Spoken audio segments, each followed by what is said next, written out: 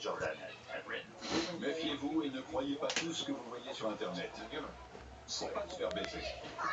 Et si vous pensez que vos recherches d'infos sur le web sont simples et impartiales, détrompez-vous.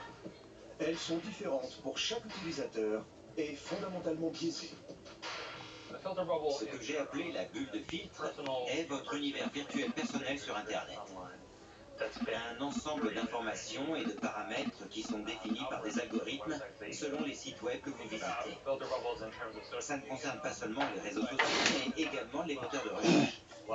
Beaucoup de gens croient qu'on obtient toujours les mêmes résultats quand on fait une recherche sur Google. Mais il existe de grandes différences qui dépendent des habitudes de l'internaute en question. J'ai commencé à démontrer ce phénomène pendant le printemps arabe. J'ai demandé à plusieurs amis de taper Égypte sur Google. Certains obtenaient énormément de liens sur les manifestations et les troubles politiques.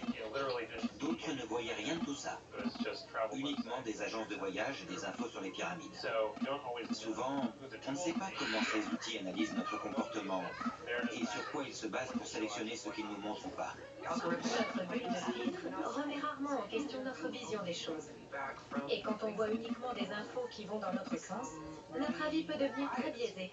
On peut devenir raciste. Ça peut être dangereux de ne pas se remettre en question. C'est difficile de trouver des informations appropriées et objectives, parce que la plupart des choses qu'on voit ont été sélectionnées spécifiquement pour nous. Par ailleurs, nous ne sommes plus vraiment éduqués à lire attentivement et à exercer notre esprit critique. Et ça, c'est pas possible tout le temps. Les algorithmes invisibles d'Internet enferment notre vision du monde dans une bulle artificielle.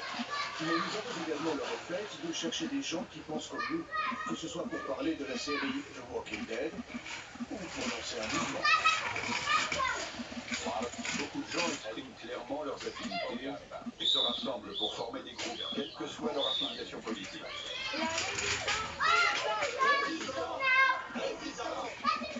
C'est grâce aux réseaux sociaux que cet événement a rassemblé autant de monde.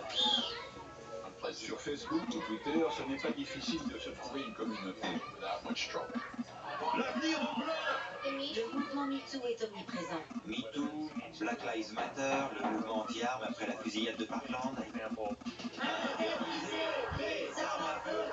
Les rassemblements d'extrême droite à Charlottesville. Le sang est le sol, le sang est le sol. Il est temps! Et la marche des femmes à Washington DC prouve qu'aujourd'hui un simple hashtag peut avoir énormément d'impact et susciter un grand ralliement à partir des réseaux sociaux. Ces phénomènes ont permis à des groupes marginalisés de prendre de l'assurance et ont engendré des changements positifs. Mais le web a également facilité la diffusion de propagande et de messages haineux. Tout comme les musiciens ont pu contourner l'artiste de 70, on pensait que le web nous permettrait de contourner les grands médias pour entrer dans une ère de liberté de l'information et d'ouverture. Mais au lieu de ça, on se retrouve malheureusement plongé dans un monde de fake news, de désinformation, de manipulation, de xénophobie. C'est terrifiant.